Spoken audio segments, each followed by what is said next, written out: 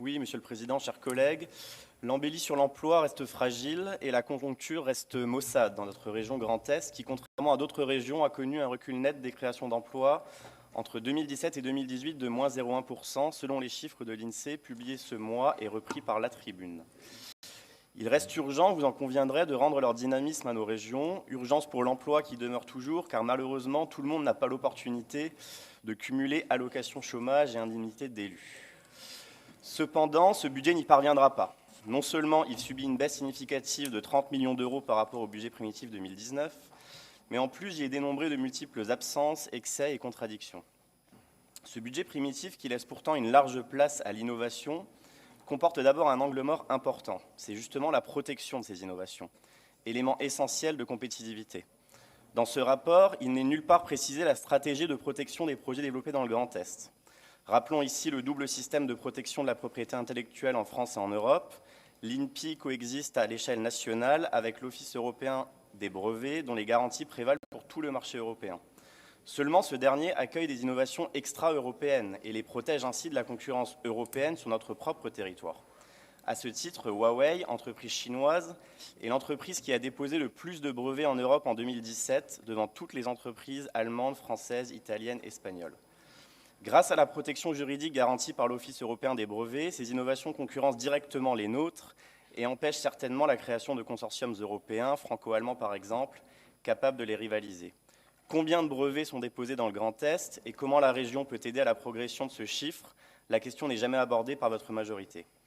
Du point de vue de la méthode, les statistiques évoquées dans le rapport sont toujours à l'échelle de la grande région et ne permettent pas en fait de comprendre le réel état de santé économique de nos territoires et passent donc à côté de nombreux enjeux. Ainsi, nous avons la synthèse du nombre d'entreprises subventionnées ou accompagnées, des statistiques sur l'emploi, le commerce extérieur, le chômage, mais nous n'avons jamais le détail géographique pour l'Alsace, la Champagne-Ardenne, la Lorraine, voire par département. Cela camoufle bien des réalités, car on pourrait penser que la région Grand Est est un moteur de la compétitivité industrielle française, la deuxième région industrielle de France, comme vous l'évoquez. Mais lorsqu'on observe la réalité région par région, on voit qu'en Lorraine, par exemple, la destruction d'emplois industriels a été continue.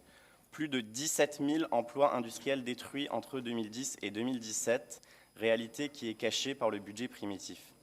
Les disparités économiques entre nos territoires devaient être au centre de nos préoccupations et nous regrettons qu'aucun dispositif régional ne s'attache à rectifier les inégalités au sein du Grand Est. Un mot maintenant sur vos objectifs qui dépassent largement la capacité de la collectivité Grand Est. Leur nombre empêche à notre sens l'efficacité des dépenses économiques de notre région, qui en se dispersant se limite souvent à du saupoudrage, tant sur les sommes allouées que sur le nombre d'entreprises accompagnées par dispositif. Aussi, les objectifs économiques devraient être plus resserrés et les priorités moins nombreuses. Nous regrettons par ailleurs que la coopération avec les autres régions de France ne soit presque pas évoquée. Pourtant, la construction de synergies avec les autres collectivités françaises, de métropole, voire d'outre-mer, devrait constituer un axe de travail majeur de notre collectivité dans le domaine économique. Par cet oubli de coopération avec les autres régions françaises, vous contribuez à la concurrence entre nos régions que notre mouvement n'a cessé de dénoncer depuis leur développement.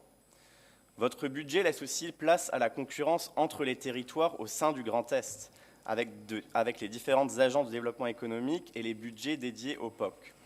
Non seulement vous n'atténuez pas les concurrences internes, mais en plus vous ne nous protégez pas de la concurrence internationale de nos voisins par une naïveté assez flagrante. En effet, l'horizon de coopération transfrontalière autour du développement de l'intelligence artificielle est plusieurs fois mentionné dans ce rapport.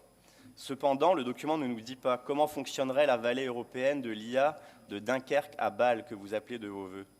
À ce sujet, votre stratégie, je le disais, paraît naïve et presque dangereuse. Combien de fois faut-il rappeler que le marché commun européen n'est pas un long fleuve tranquille, fait de 12 coopérations équilibrées, comme l'entend ce rapport, mais que c'est une arène où la concurrence est farouche et souvent biaisée. Aussi, la feuille de route du Grand Est paraît ici très décalée avec la réalité de la compétition économique. Elle semble même ignorer les objectifs de l'Allemagne en termes d'intelligence artificielle, qui rentrent directement en contradiction avec nos objectifs nationaux et régionaux. Pour rappel, le point 1A de la stratégie sur l'intelligence artificielle adoptée en novembre 2018 par l'État fédéral allemand est de faire en sorte que le slogan AI Made in Germany devienne un label de qualité reconnu dans le monde entier et surtout de faire en sorte que l'Allemagne devienne, cela est écrit noir sur blanc, numéro 1 dans le domaine, en attirant les meilleurs spécialistes mondiaux. Vous le voyez, le projet allemand en matière d'IA est donc de faire l'Allemagne le numéro 1, en collaboration avec ses partenaires européens, certes, mais nullement de faire de l'Europe le numéro 1. France et Allemagne sont donc en compétition dans la course à l'IA et à l'attraction de nouveaux cerveaux et de compétences. L'Alsace est d'ailleurs déjà au cœur de cette bataille, notamment pour attirer les actifs qualifiés et non au centre d'une coopération tranquille et équitable. En résumé, ce projet de budget n'aide en rien à la simplification des dispositifs pour nos entreprises. Il paraît naïf sur la stratégie en matière d'innovation. Il n'affiche pas de priorité claire pour l'économie régionale. C'est pourquoi nous nous y opposons. Merci.